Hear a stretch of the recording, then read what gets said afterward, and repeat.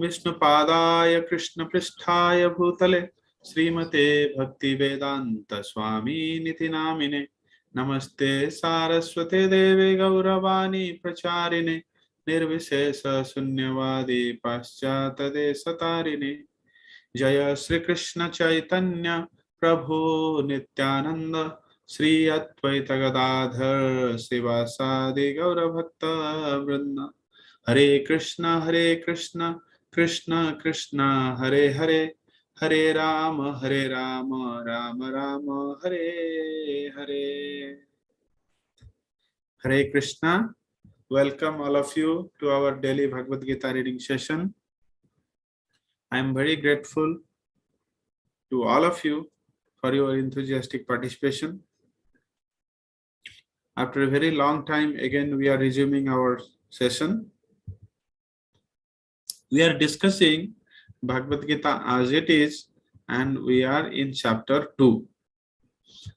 And very specifically, in the chapter 2, we are in second section, which talks of Jnana or Atma Jnana, the knowledge between the spirit and soul, spiritual and matter, material body.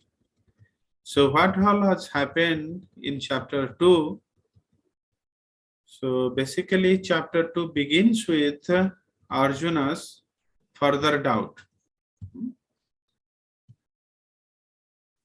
And he justifies his position, why he is confused,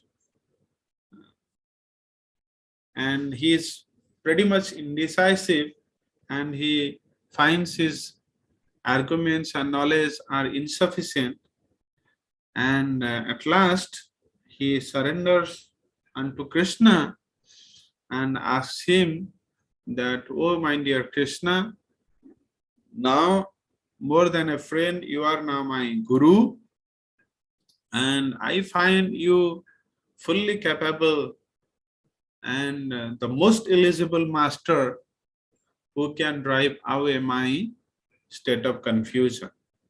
Please enlighten me what is really good for me to do in this crisis situation.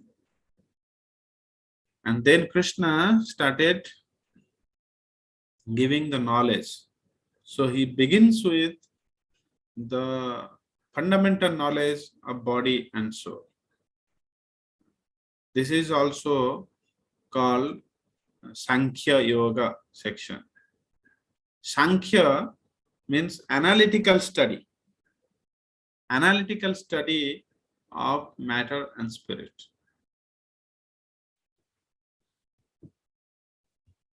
And this is being spoken between verse number 11 to 30. And we are now in verse number 16. In last class, we had recited the verse and the meaning of it, but we have not read the purport. So let us read the purport today.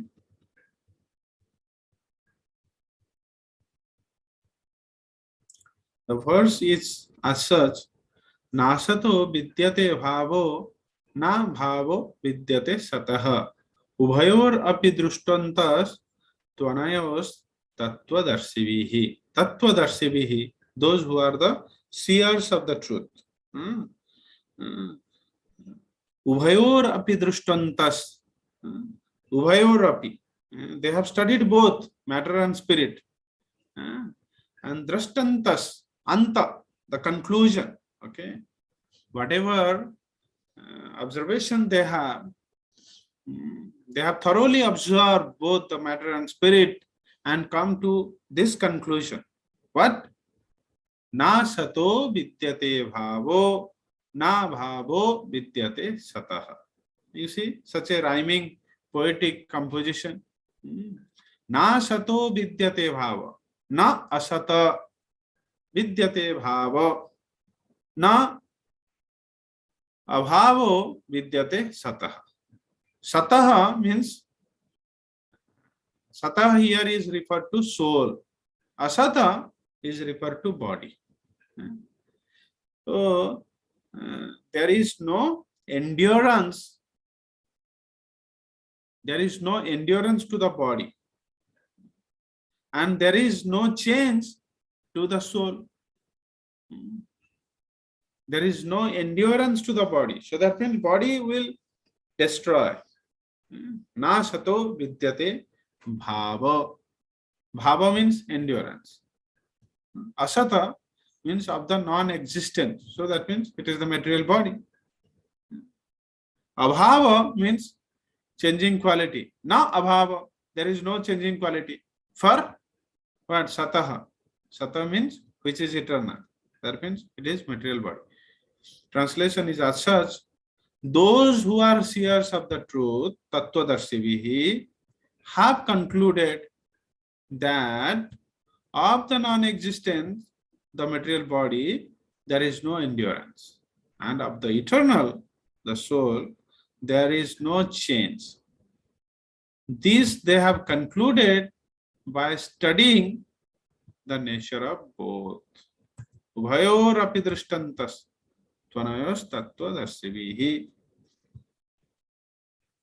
Let's see what is being written in purport by His Divine Grace Bhaktivedanta Swami Prabhupada.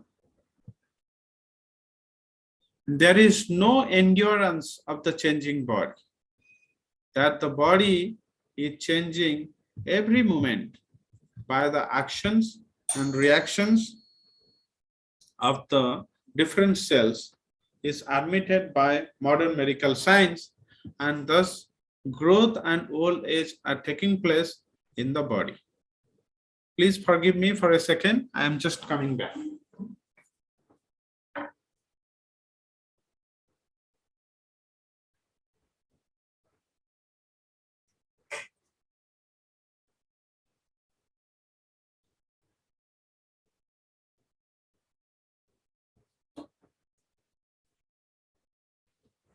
Yeah. So medical science is also admitting every moment body is changing. Growth and old age are taking place in the body. Actually, you see what medical science has observed, that our cells are seen as the physical building block of our body. And do you know, every day, some 50 billion cells in our body are broken down and regenerated. In this space, that means every 2 weeks, all of the molecules and atoms in our body cells are replaced. In 2 weeks, it is kind of a new body. And yet we experience our body as continuity. Even though the complete body is new, but we have that experience of I-ness.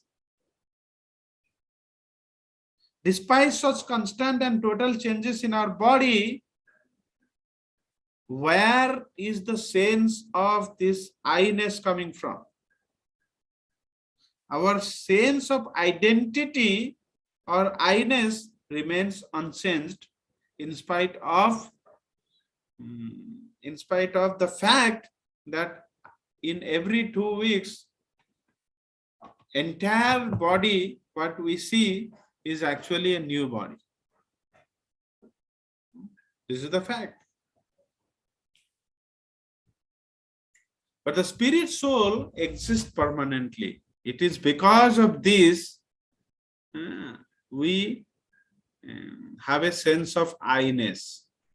Although the entire material body is new, but still we perceive ourselves as we, kind of we think ourselves, oh, it's me. Why?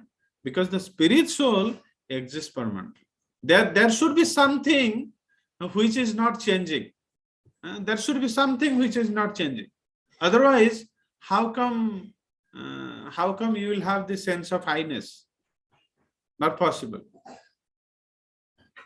Remaining the same despite all the changes of the body and the mind. What is that? The spirit soul. There is the difference between matter and spirit. By nature, the body is ever changing and the soul is eternal. This conclusion is established by all classes of seers of the truth, both impersonalists and personalists. Doesn't matter whether who recognize the form of Lord or not, both by impersonalists and personalists, they accept this truth, that body is ever changing and the soul is eternal.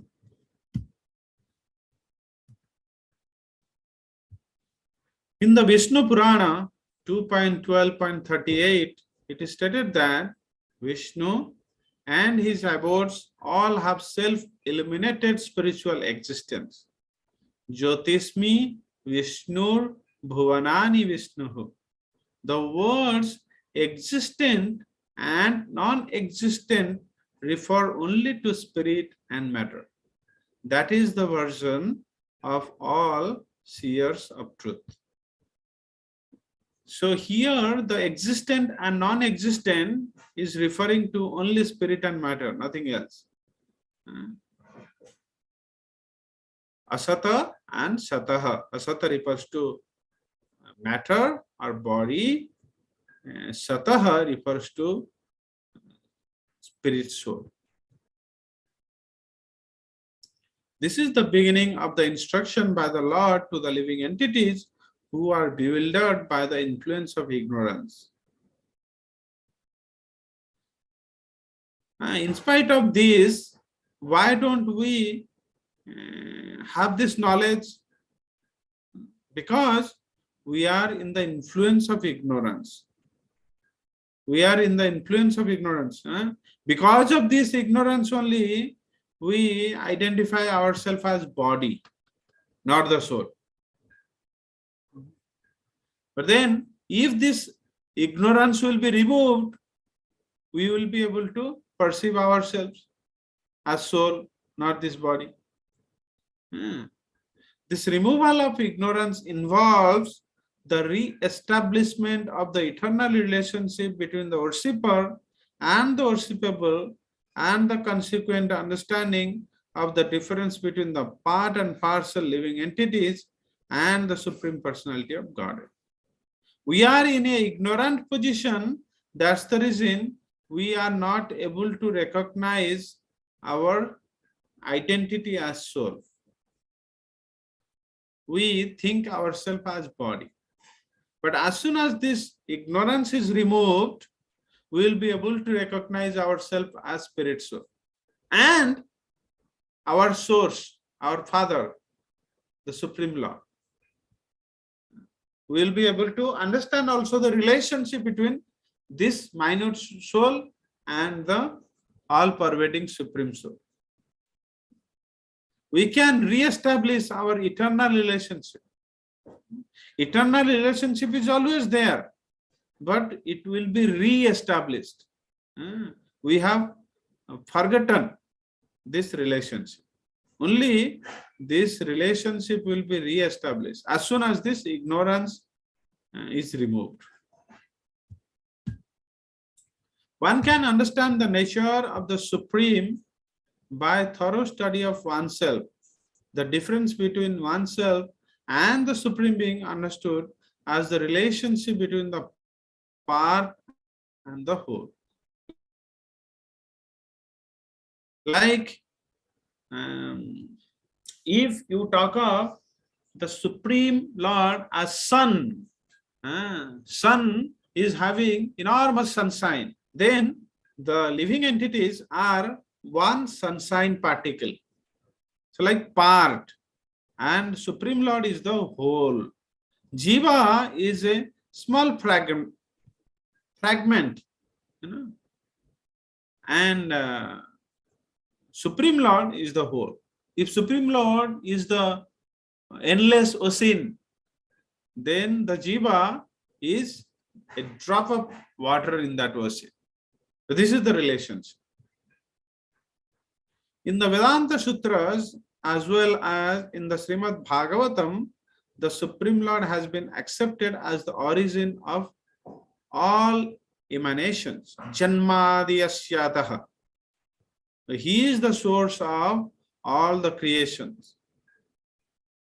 He is the source of all creations, sustenance, and destruction.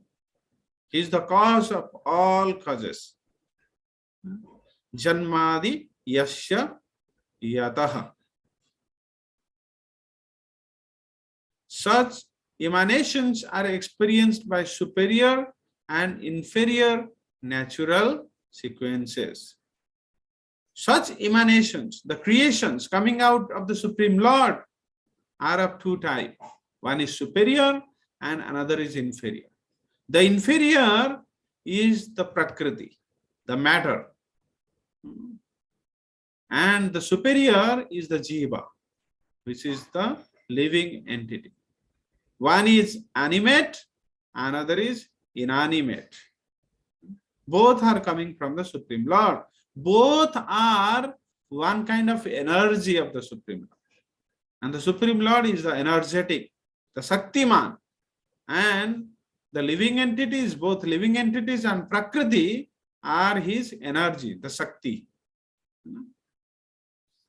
Jiva is superior because it is animate. It has consciousness. But the Prakriti is inferior because it has no living spark. It is inanimate. But you see, although Jiva is superior, but it is being controlled by the Prakriti. Why? Because of his own trap. Because he wishes to be so, because he wanted to enjoy. When he is having this tendency, then Supreme Lord facilitates this. And by the will of Supreme Lord, because Jiva desires so, he is being controlled by Prakriti. In this respect, I have narrated a beautiful story. Somewhere I heard that, the monkey was seeing some jamun in a bottle. But the same monkey is in the jamun tree and enjoying jamun. But when he looked at the bottle at a far distance, he is thinking that, oh, these jamuns inside the bottle may be very tasty. Let me enjoy. So, leaving the natural jamun tree, he comes and then try to